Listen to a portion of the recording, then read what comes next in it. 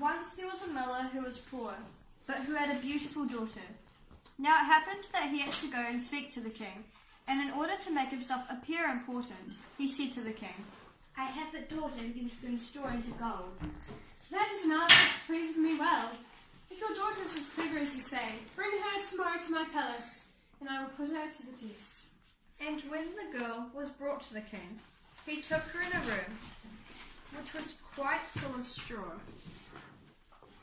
gave her a spinning wheel and a reel, and said, Now set to work, and if by tomorrow morning early you have not spun this straw into gold, then you must die. Thereupon the king himself locked up the room, and left the young girl in it alone. So there sat the poor miller's daughter, and for the life of her she could not tell what to do. She had no idea how straw could be spun into gold, and she grew more and more frightened, until at last she began to weep. But all at once the door opened, and in came a little man who said, Good evening, Mistress Miller. Why are you crying so? Alas, answered the girl. I have to spin straw into gold, and I don't know how to do it. What will you give me if I do it for you? asked the odd little man. My necklace. Wait. Said the girl. Hannah, can you go quieter at the end of the sentence? Said the girl. The little man took the necklace, seated himself in front of the wheel, and whir, whir, whir, 3 turns, and the reel was full. Then he put another on, and whir, whir, whir, 3 times round, and the second was full too. And so it went on until the morning, when all the straw was spun, and all the reels were filled with gold. By daybreak, the king was already there, and when he saw the gold, he was really astonished and delighted, but his heart became only more greedy. He had the miller's daughter taken into another room full of straw, which was much larger, and commanded her to spin that also in one night, if she valued her life. The girl knew not how to help herself, and was crying, when the door opened again, and the little man appeared and said,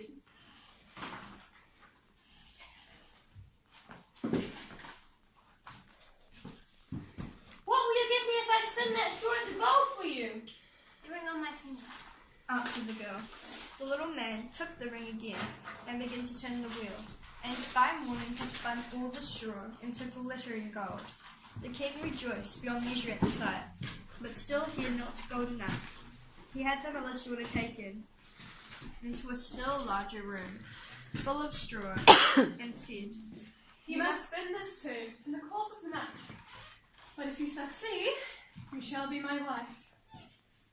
Even if she be a miller's daughter, thought the king.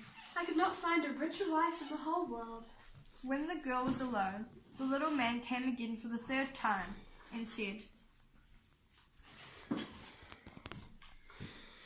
What will you give me if I spin the straw for you this time also? I have nothing else I could give you. answered the girl. Then promise me, if you should become king, to give me your firstborn child. I'm a girl. Queen. Who knows if that would ever happen?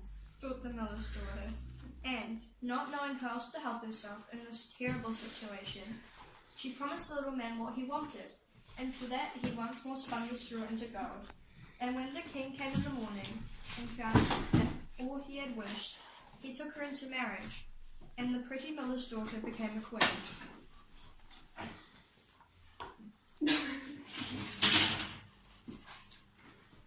A year after, she brought a beautiful child into the world. She never gave a thought to the little man, but suddenly, one day, he appeared in her room and said, Now give me what you promised. The queen was horror-struck, and offered the old little man all the riches in the kingdom if he would leave her child.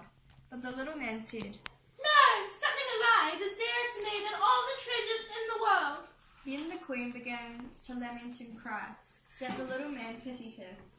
I will give you 3 days' time, Said her, and if by that time you figure out my name, then you shall keep your child. So the queen thought the whole night of all the names that she had ever heard, and she sent a messenger over the country to inquire, far and wide, for any other names that there might be. When the little man came in the next day, she began with Caspar, Melchior, Balzar, and Zeus, and said all the names she knew. one after another. But to everyone, the old little man said, "That is not my name." On the second day, she made inquiries made in the neighbourhood as to some of the people there, and she repeated to the little man the most uncommon and curious. Perhaps your name is short ribs or sheepshanks or lace legs or bandy bottom? But he always answered. "That is not my name."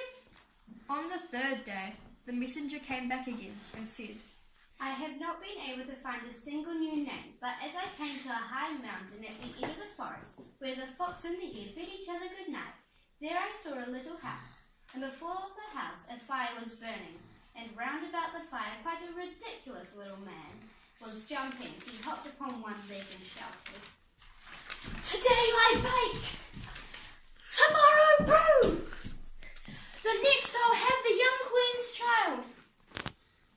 Ha! Glad am I that Rumplestiltskin, I am styled." You may imagine how glad the queen was when she heard the name, and soon afterwards the little man came in and asked, "Now, Mistress Queen, what is my name?" At first she said, Is your name Conrad? "No, he replied gruffly, Is your name Harry? no, Perhaps your name is Rumplestiltskin? the devil has told you that! The devil has told you that!" cried the little man, and in his anger he plunged his right foot so deep into the earth that his whole leg went in, and that put him in such a rage that he stomped his left foot so hard that a hole opened up in the earth into which he fell and was never seen again.